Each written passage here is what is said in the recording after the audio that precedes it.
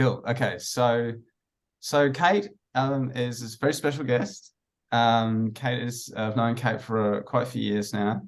And I'll give her a brief intro, and then we're going to do a bit of a Q&A like we did last time, talking about some pretty interesting stuff she's done with her life, and some quite and some quite edgy kind of situations. So Kate's in Thailand right now. Is it Chiang Mai? Is that where you are? No, I'm in Mae Sot on the border of Thailand and Burma. Yeah. Okay, so near the border. So I've got Kate's quick bio here. So she first went to Thailand in 2002 when she was only 17, and kind of came back, did some study, wound up going back to Thailand in 2009 to oversee some youth and children's projects with the Haven Foundation. She came back to Australia, did some even more study, went back to Thailand in 2018 to do some teaching. And by the way, her formal qualification is in education. And then in December 16th, 2021, the day the airstrike started, she went up to the border or down to the border, or over to the border with Burma, Myanmar. And she's been there ever since, doing a few different things. So she kind of got this really interesting dream, really connected with education and youth, and has found herself, in like a pretty complex security situation, I think, at times. And in the face of all of this, and in the face of some significant opposition, I think, has achieved quite a lot. So with that, we welcome Kate. And I might throw it to you. One of the things I was going to say was talk about your dream, right? But maybe that's where is a good place to start. Is, we're kind of here to talk about leadership and dreams and achieving goals. So, where did the dream start, and what was your first step? Yeah, so my passion, I love seeing potential in people and then seeing them go on to achieve their dreams. So something that I really, really enjoy seeing is being able to put things in place. I'm a real connector, networker. How can we facilitate opportunities for those that are less fortunate to be able to access either resources or funding or opportunities to be able to see their dreams come true. So that's something I've really been focused on. And so I think as well, that's why I went through teaching with young kids. I love seeing them, with all this potential, but not sure how to move forward, and then seeing them learn, from where they were to where they're going. And so that's something I'm really, really passionate about. And so from 17, meeting a lot of underprivileged people when I came as a youth myself, I realized, wow, there's such a need in this area here in Thailand, when I was working predominantly in the villages and communities then, so not in the city. Yeah. And so to give the guys listening and people later a bit of context, what does it feel like, particularly at the border there in those camps? Can you kind of paint the picture for us just quickly of like what's day-to-day life like for these young people? Yeah, so because I did arrive the day that the war kind of came to our border. So originally my plan was to come to be involved with young people in education. That was kind of my focus, and in the community. When I arrived, we'd just come out of COVID. So a lot of the NGO groups were no longer in the town. They'd gone back to their countries. Right. And so we were first responders to that. So for the first 8 months of me being here, I really didn't look into the education so much. It was more emergency aid relief, right. And making networks and connections with government officials, who was still here on the ground, what are the highest needs and things like that. So it did kind of take a pivot in that 8 months of we are here, and we have minimal resources. We didn't have a lot, but we can help in some way. And so it was great that the Thai border security, they were happy to work with us, and building those relationships. And just pretty much what it was rocking up on the day saying, how can we help? we had 5,000 people flee on that first day over our border. How are we going to facilitate that? So that's kind of how it all kind of started. Thank God it's taxing work. So I was working in that space for about 8 months. And so every day was something different. If there was an emergency that you were on call, I really quickly realized that you can't keep going at that pace for such a long time. Right. And so I was so grateful. I started teaching in the August of last year, 3 days a week, and basic vocab, and it was things that I knew like the back of my hand, but it was so significant for my mental health as well, to be able to go, I've got routine on 3 days a week. Right. The other days can be different, but for longevity, it was super important to have that kind of break from emergency relief to put those things in place. So at the moment, I'm teaching 2 days a week and doing more community development in smaller groups of people that are around. There's lots of different needs and areas, but it's not as high taxing and traumatic as what the first 8 months were. Yeah. Okay. So and so just to put some rough numbers on, so in the last what was it, 13, 14 months, there's been hundreds of thousands of people, right? Do you know roughly how many displaced? Yeah. So hundreds of thousands of people have been displaced. There was over 5,000 in that one day. There's a lot of people that are in locations that are hidden. So you have a lot of people that there is CDM, the Civil Disobedience Movement. So if people have previously had high-paying jobs, either professors, teachers, lawyers, doctors, those kind of, if they refuse to work with military, they are put onto a CDM list. So a lot of people are here waiting to be able to go to a safe third country.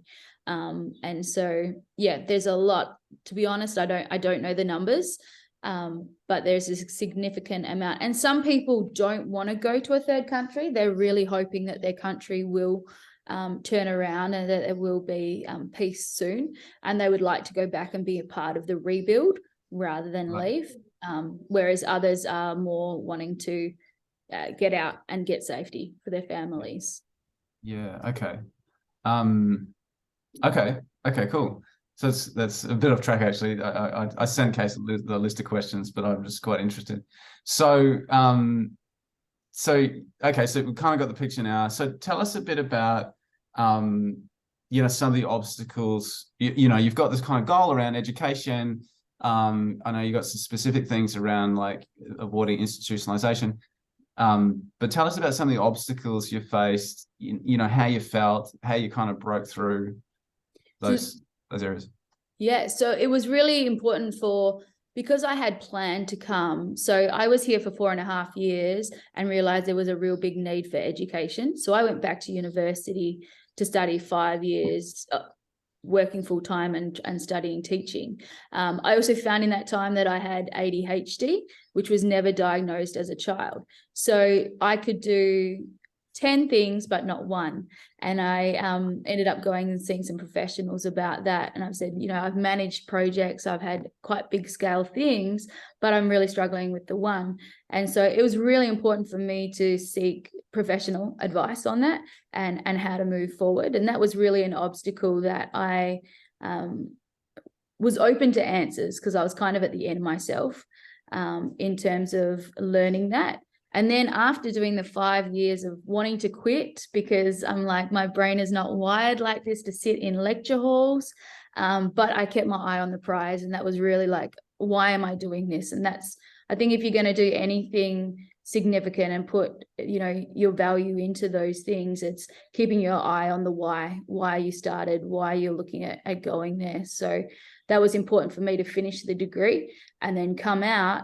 And then thinking that I would be teaching, and then war broke out. And so then there was a, side step. Okay, so how do I still want to have my foot in the door of education, but also see that circumstances have changed and the need has changed. And at this present time, I'm more beneficial in the place of advocating for these people that are needing basic needs met rather than the education. And so it's just learning to pivot, I think, is one of the biggest things. And don't look at it as a setback, because that pivot could be something that's going to launch you into an opportunity in the future. You don't know in the pivot what relationships that you'll make, what friendships, what networks, what connections that can really release you into what is your actual why. But you needed relationships or different things that in the future could very much pay off. So for me, being comfortable in the pivot and looking at it as an opportunity rather than a setback. Yeah, that's good. Okay. When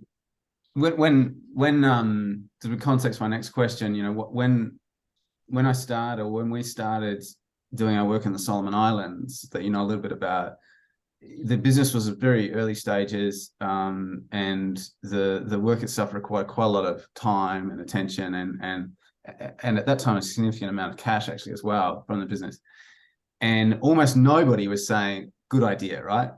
Yeah. You know, everyone's saying, oh, hey, you've got the small business, you've got this new baby, you know, do you really?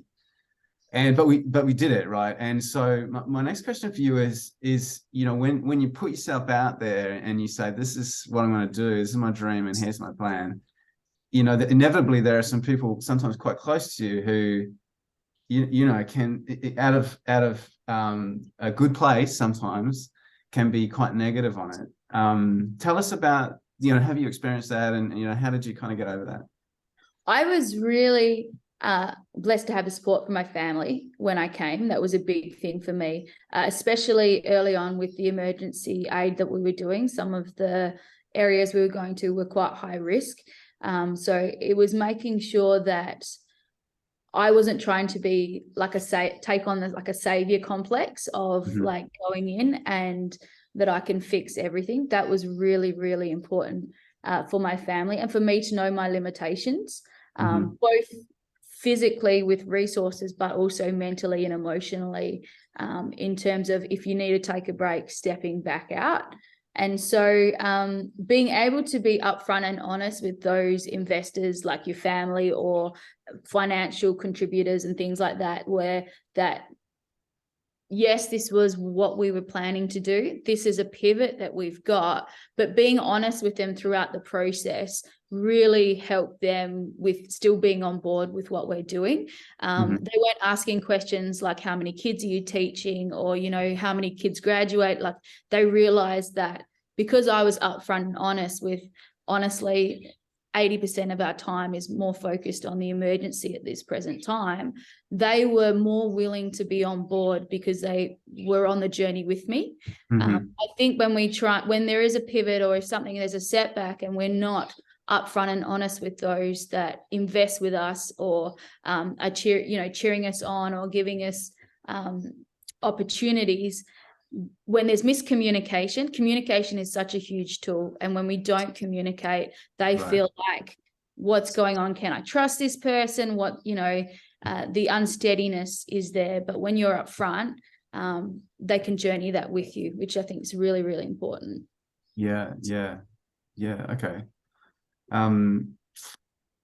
So tell us a bit about, and a bit more, so we talked a bit about your personal experience and kind of challenges that you overcome, but tell us a little bit about the work itself and your kind of vision for the next, I don't know, 1 to 3 years, and maybe, you know, how, if someone's listening to this, how they can get involved or maybe contribute financially otherwise. Right. So my heart really is to see the Nationals raised up to take it to the next level. I know that I can come in as one person and help assist and advocate for or resource a number of them. So a lot of our projects, I really try and make it friendly for the Nationals to be able to do it as well. So we don't. So just to clarify, when you say the Nationals, you're talking about the Burmese migrant community. Migrants. Yeah. Yeah, the migrant community as well as Thais. So I also I was teaching a lot of Thai students. And so some of those students have come back on as interns or to help out, because they realize they've got their national identity here. So they do have opportunities that the Burmese don't. So I do work with both Thai as well as the migrant community, and it's important for them to be able to feel like that they can contribute. So my plan is really investing in them. Like I could go out and do a program with 30 kids, but if I have 5 people that I can invest in and see them do those programs, then you're multiplying, you're able to see a greater need met and more mentorship. So I really love advocating, but collaborating and cooperative work. It also minimizes the doubling up. I work across a number of organizations that come under a legal umbrella here in Thailand. And so some people work in human trafficking, some work in education, some work with children's homes, some work with engineering water filter projects or small business things. So instead of me restarting something, working with those people, we're able to network, and then in those different fields have nationals trained up to then be able to continue that on. So for me, education is so important, be that school education, but also small business, and being able to see those disadvantaged be able to come into access to the resources or the knowledge that we're able to empower them. Okay. Yeah. Okay. It's amazing. And so just to dive a little bit deeper, to go specific, could you paint the picture for us of what the program looks like? What's a day in the life of one of your aspiring leaders when they go out and work on this education? So for me at the moment, like I have a conference coming up, working with migrant principals and teachers. We've got a lot of migrant schools that have opened up here. That said, people are just using the skills that they know. Like some of our teachers have just graduated high school and they're literally teaching what they've just learned. And so we've got a conference that I'm working collaboratively with some other friends on that, and how we can resource these teachers and these principals, because we've got migrant schools popping up, but how do you work with kids who have been through trauma, or what really level of education do people need to be able to sit a GED or IGCSEs, or if they're looking at going to a different country, how do they do that? And so investing in those is what I do. So a lot of them are running schools, teaching in different areas. Some are working, one of the groups I work with, they go into communities to identify the needs. Why are kids not in school? And so they are looking at how we can advocate for keeping kids in families, as well as trying to tap into our Thai networks or our migrant school networks of being able to get those kids into schooling. So there's some are teachers and some are identifying needs. Is a different kind of areas that they're looking at. Yeah, okay, that's crazy. So there are literally teachers who graduated last year and are now teaching themselves. Yeah, right. So there's a big need or a big push from your organization to sort of this kind of train the trainer type building capacity in the education system. You're not just going out there and supplying a teacher for a school. You're investing in the system itself. One of the big needs we found is that there was no governing body over these migrant schools. People were like, we've got all these kids, but what do we do? And so trying to get a collaboration with all these schools to go, really, when a child walks out of school, what kind of qualification are they going to have? And that was a big need for us to go, okay, let's look at the level that they're having to achieve. Is there a standardized test? Is there something that these kids, if they go elsewhere, can take with them? And so that's something we're really trying to work alongside, because a few migrant schools are popping up. Right. When COVID happened, migrant schools closed down. When the war happened, all these kids came. And since the war only started December, on our border, kids aren't allowed to start school midway through the year. So we've had a group of students and thousands of students who haven't been in school for maybe 7 months, and they're coming up to starting school March, April. So that's another thing we've been working at, is how do we get them ready for education, that they're going into schools and things. So massive slug of students coming through. So if you had to, I didn't give you a heads up on this actually, but if you had to identify the perfect partner in terms of, maybe someone here in Australia or in some of the other places that people might be listening to now, I'd say, I know donors, one thing, money's important, but there are all sorts of other skills that are important. Who would that be? If somebody knows someone, who should they imagine? Like at the moment, a huge need at the moment we have is like dealing with people who have been through traumatic experiences. So I know they've had to. And you're talking like extreme, unspeakable, war, massacres, bombing, horrific things that I wouldn't mention because I think it's it's taxing on your mental health. It's but a lot of them have had I've got students next door who are in my school now because their school was bombed last year. And so it's a lot of, huge trauma, abuse, beatings, rapes, different things. So dealing with those kind of people, having professionals that would either come and train our people how to deal with that, or to be able to do some training themselves with some of the it would be longer term. So that would be the thing. It'd be hard having someone come in and start with a client and do a month or do 3 weeks. But if they could invest in somebody here that would be able to do the long term, that would be amazing in terms of trauma and that. And teaching teachers are great tools, and those, because there are a lot of the emergency needs that are coming up, people that are involved in like water purification and things like that, there is those kind of needs. But like I said, it is better if someone is wanting to either invest their time, money or knowledge into training someone to be able to do that, rather than coming and spending a significant time doing that themselves.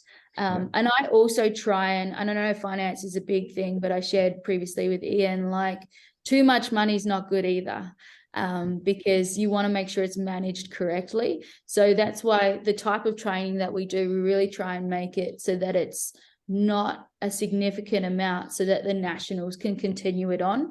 It's harder with a project that needs pumped up with money consistently. It's not going to have longevity. It's not going to be able to be sustainable when investors walk out. What is that going to look like? So we really try and keep it at a minimal, so that it is effective, but also that it's sustainable. I'm sure Tyler could relate to some of your comments there. And one of our Tyler's spent a lot of time working with UNICEF and our donors in the Solomon Islands, and we've learned some important similar lessons there. So we're sort of getting towards the end of our time. What I didn't say to everyone who's listening on the call, you guys, if you have any questions, put them in the chat. Well, if anyone does that, I'll kind of conclude with a sort of last question about going back to, translating your experiences into general leadership in terms of business or other projects people are doing in their lives. There's no one nugget, right? But like, if you had to leave someone with one piece of advice, someone listening to this has got a dream, there's a book they haven't written, right? Or a business that isn't started, or a charity that's unstarted. What would you say to that person? I would say once you've seen, you're responsible. So once you've seen there's an opportunity, take something away with that, do something with that.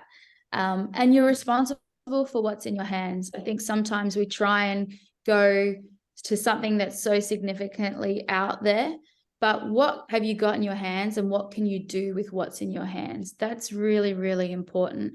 Like if you feel like there is a book inside you, if you feel like, you know, we've had people that are hairdressers. I'm only a hairdresser. I can't really do anything like significantly. And they came here and they cut 450 kids in the slums hair. That was significant for those kids on that day. Yeah, right. So don't minimize what's in your hands.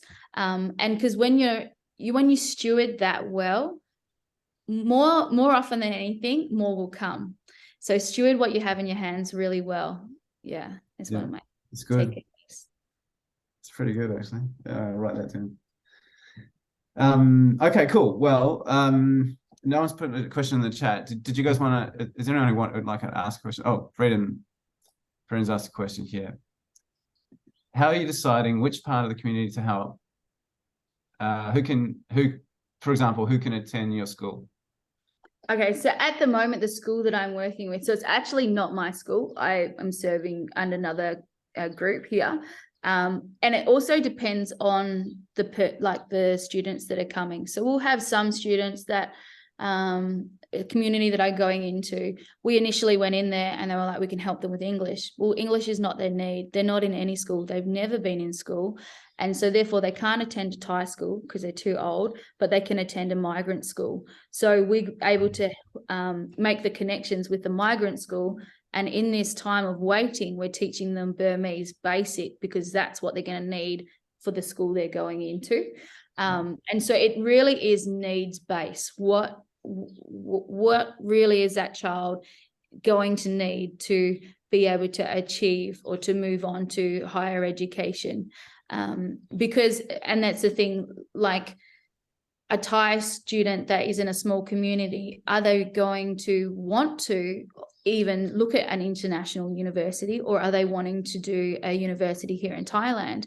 Well, if it's Thailand, you can teach them a little bit of English, but really it's better to invest in their Thai, their Thai information that they're going to need for their Thai university. So it really is a needs-based approach. And we do meet with the families before we have grand ideas to find out what they need. So at the moment, we have students that have come across that are looking at going to a third country. So therefore English is important, because if they're looking at going to an English speaking country, for them to be able to have good language levels and possibility to go to a school or university, English is important.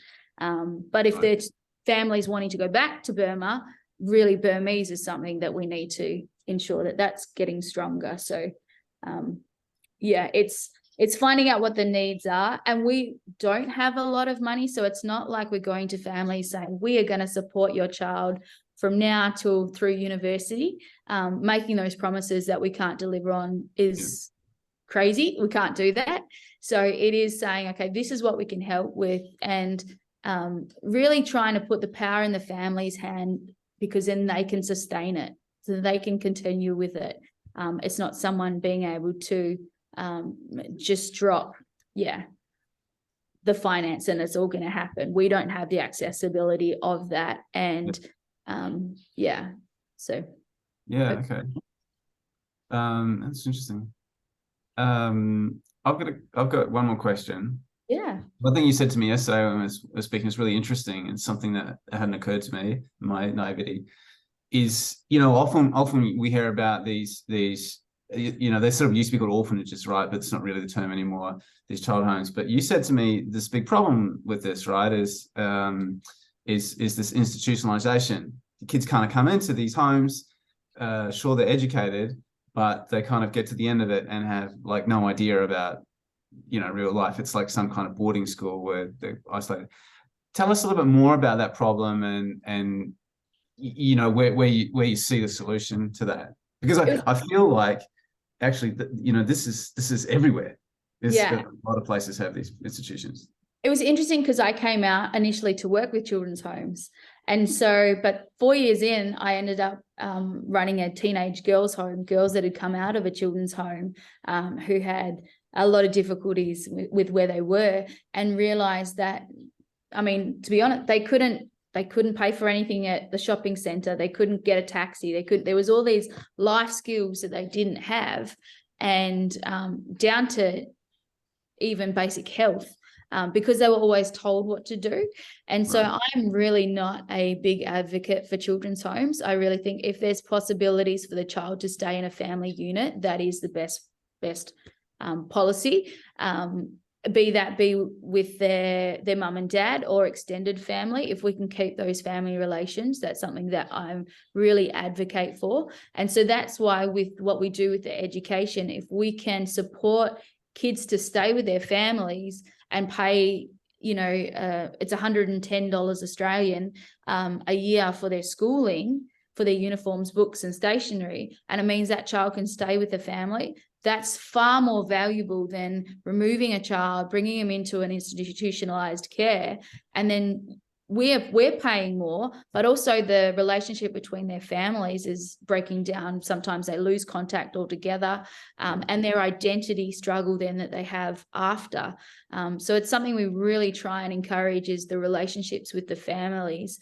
And I mean, we have had a lot of struggles. I do work with a boarding house at the moment, that it's impossible for them to live with their families and continue education. And initially that was quite difficult for the families because they wanted the children to work and not go to school so that the family would have more money.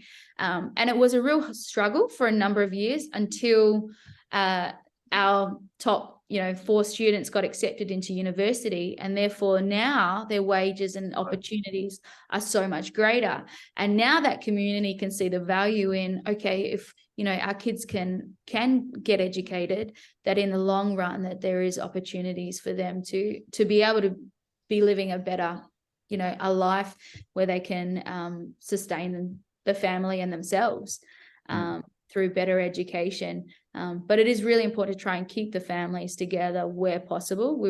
That's one of the big focus areas that, I think sometimes we've come in and we see poverty and we think, oh, we've got to remove them out of that. But actually, if we can work alongside that and see the small choices that they can make that can improve the family lifestyle, is far more important than removing them, because their identity, I mean, I've met a lot of 21, 19, 18 to 25-year-olds that couldn't tell you where any family members are, couldn't tell you, anything about we've got a lot of ethnic groups, like anything about their ethnicity and their culture groups, because they've never been taught that and they've been completely removed from that. And I know that crosses over into, other countries as well.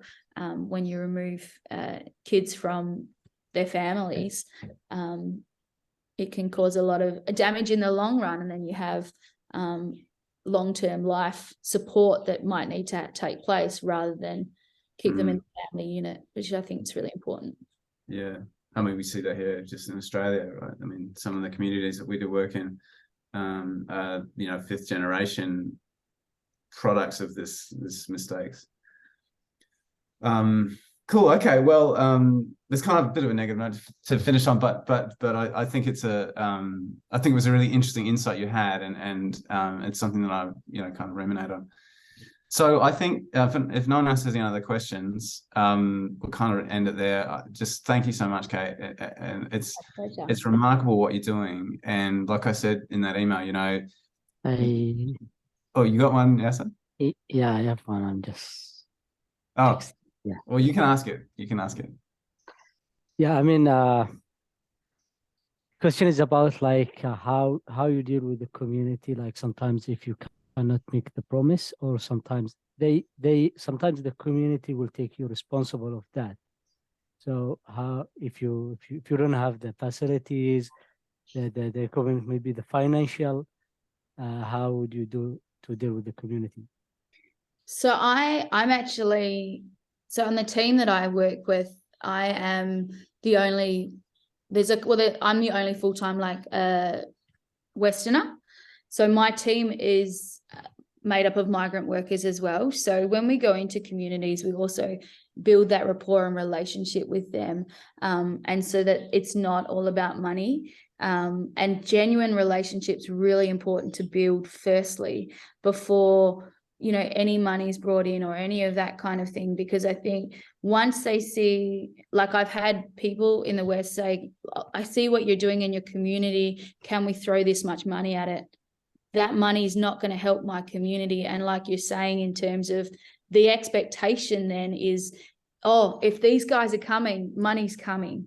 And that's what we want to try and minimize. So when I go in and we just build relationships, there's never a promise of money. I don't like some of our communities, we start with going in with a bag of bananas, 10 baht, 50 cents, 40 cents. Because if we eat together, we can have relationship. If we drink tea together, we can have relationship. But if I come in and say, I've got 10 bags of rice for you all, they kind of think, oh, each time she's coming, she's going to bring something that's going to be significant for us. Because I don't have, that's not sustainable for me. I don't have the opportunity to do that. And I don't think it helps them in being able to put value on the things that they are able to achieve. So straight away, when we get involved in a community, it's important for us to build genuine relationship and not monetary. And so we haven't had a lot of back flack or people complain about that we haven't been able to deliver, because we don't promise in the first place. And then we just kind of see, okay, where we're going with this. Yeah, I think it's big. Don't make big promises that you can't keep, because your influence in those areas really will hinder. Are there any regulatory issues you have to deal with?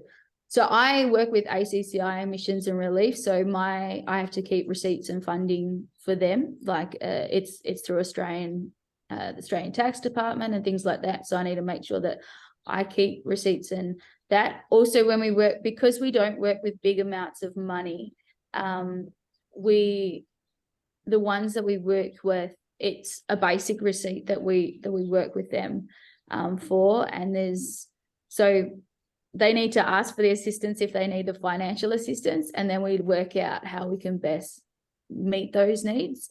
Also, like if we had one thing that we had to put in place when we had Westerners or teams from international come in and do projects that they understood coming in to help us, that their relationship with our nationals or our communities, to have private relationships like over Facebook and things like that, they need to know that money needs to come through the same funnel, because otherwise you'll get different people in different groups saying, we need this, we need that. And it's not fair on our visitors, because then you feel an emotional burden to try and meet that need. But it's important that it all comes through, all at one channel. Otherwise, that's the thing. Like if, some group starts building a new building and I've got no idea where that money's come from, but they've leaned on a visitor because they need it. We really, we speak to our team here, but we also speak to visiting teams that for the relationship to continue, we want to make sure that it is funneled in to one area so that it can be accountable and stewarded well. Yeah. That's a good question. We might get Yasser on, do his own Q&A. Yeah. I mean, I didn't think of it actually, but there's not that many wars going on in the world actually, but Yemen has been one of the other spots where it's been pretty hot. Anyway, that's a digression. So again, I need to ask final question. Yeah, go ahead. Yeah, you were speaking about kids with trauma. You were dealing with kids with trauma. So how long it will take for you to help them to overcome this? In our country, we have many kids have been involved in many things. I have been there. The situation maybe looks stable, but it can be exploded at any time. You can hear bombing anywhere. But a kind of trauma for a kid, maybe it will be very sensitive to deal with. Maybe an adult, it's easy to deal with, but for a kid, One of the solutions, he said that keep them with the family, which is good, that feeling more secure. But what else you are doing to help To them? recommend, like schooling is really important as well. If you can get kids into a routine, that's one thing that's really important. I also did some training on kids, so like IDPs or refugees, children that have been removed from their family, either family members have passed away or when they made the transition from their country to a second country and going through those borders. So that was put on by the UN. And they were saying routine is really, really important for kids that are going through trauma. So schooling, trying to get them back into some normality is really important. I'm also a big advocate for like art therapy, getting them to be able to, some might not be able to speak what they're going through, but being able to draw or paint something is really important, as well as sport, physical sport, to be able to get emotions and things out. So that might be soccer or basketball. I know for me personally, basketball was a big thing, just to shoot hoops, that repetition of being able to transfer the emotions and the energy into a physical action, to release that was really important. So yeah, routine, art, physical sport is very, very good. And in terms of how long it will take, depends on the case and depends on the child or the person. It can be a long-term thing, but I think by putting those safety measures in place, that they can feel like they're in a safe space now, and being aware that what they've gone through is a significant thing in their, traumatic event in their lives, and then how we can work on that. And it'll be different for different people. And it will take, different times. Some people will take a lot longer to be able to open up to. How many years or months? Some people months, some people years. We had, because what happened here, Burma has been on and off war for a number of years. So we found out when the war hit here, a lot of my staff went back to PTSD from their childhood, back to and so it was like, how do you work in that team of they were doing great for a number of years, and then this trigger of from when they were children seeing bombs and stuff, they were not at capacity to be able to function in the leadership roles and be able to pull those out. So there really isn't, but some people can, rebound quickly, and it may only take a couple of months. It's like therapy, anywhere. Some people might be able to work that out really quickly, and others it'll take a lot longer to be able to unfold. So like, I think that, a couple of months of intense therapy, but also depending on how close were they? Is it secondary trauma, or is it initial trauma? Secondary trauma, is it something they've just heard about? Something they've seen on social media and heard about in their families and in the news? Or is it something they've personally witnessed, someone being massacred? It's different levels of trauma to be able to do that. But there's also some really good tools and short courses online that you can do, looking at, like, I know Open Universities, and there are a number of short courses that the UN can do that will help with those that are looking at how do I manage this. And also for yourself, it's important to manage how many people you can take on and counsel in that, for your own mental health and your own protectiveness.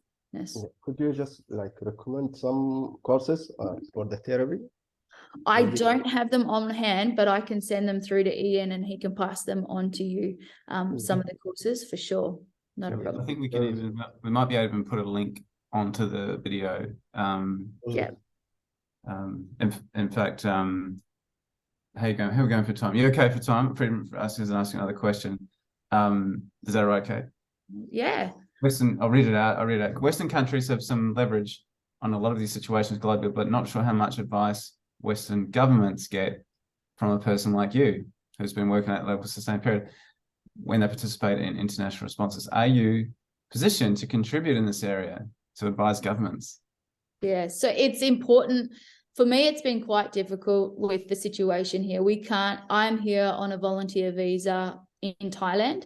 So legally, I'm not allowed to be involved with any protests of anything that's happening. So if you see things that are happening that are wrong to the migrants or IDPs, I'm not in a position to be able to speak on those in a big public platform. And I've got to make sure that I'm working within the boundaries that Thailand government have allowed me to speak. And so we do have people that come on short-term teams and we say, please tell the story. Please tell the story. Even for our migrants that have experienced things here, like it's against the law, like they will be prosecuted if they're found with content on their devices, speaking ill against the Burmese military or some of the other government. So it's really important, and that's the thing, is that you run the race that you feel that you've been called to run. And for me at the moment, it is being with the Nationals and doing that. I have other friends that are very politically involved and are involved with some of the movement with the Western countries and putting stories out there. And, you know, they are rallying and they are doing those things. It was interesting, the Rohingya thing happened whenever I was in Australia, and a lot of my friends were protesting about how they were being treated, and I really felt not to be involved with that, because the type of work I wanted to do in the future, and working in the camps, I didn't want to have anything on me that would pin me to those protests. Even though my heart might agree with what they're, you know, trying to give a voice to the voiceless, it's important to run the race that you want to, that you know that you're doing and your why. Otherwise, it can be detrimental to achieving the goal that you want. So I don't personally, but I have connections of friends that are working in that advocacy on a larger scale. And perhaps just a further question on that. I mean, if you nothing's really strictly apolitical, right? But if you think about policy around some of the things that I think everyone would agree is important, such as education, you know, maybe this is what Freedom was getting at, you know, are you in a position to speak with, say, a DFAT person to say, oh, hey, look, you know, can we give you some guidance on policy around spending in particular areas? Like, you know, this is where the needs are, without being politically aligned. Yeah, I have friends that work in that space. Right. So I collaborate with friends that have, opportunities to speak into those conversations. Yeah. Yeah. Okay. But I don't personally. Yeah. Right. Maybe in a future life. Maybe we'll see. But it is exciting to see some of the things that that the government are doing in Australia and trying to partnership with some of the works that are here. And so it's maintaining those relationships with the field workers, the ones that are here, and have the relationships with either the police or military or government, a diplomatic way, and working out how we can serve the people to the best of our ability. Yeah. Great. Okay, I really need to let you go. I know you've got to get back to work. It's nearly 1 p.m. your time. So again, thank you. I'll put those links into the video. And also, Kate, if you've got a link you'd like to add, where if somebody's interested in finding out a bit more and connecting with you, maybe they've got a skill to offer or something that would suit, you can send me that link. I'll put it in as well. And if there's anything else you'd like to add, last chance to give a plug for your work. Thank you so much for your time. Thank you guys for listening and tuning in. It's exciting. I think it's a great initiative to see how leaders in different capacities, we can cheer each other on and see what we're, whose strengths are where and how we can collaborate and do things better. So thank you.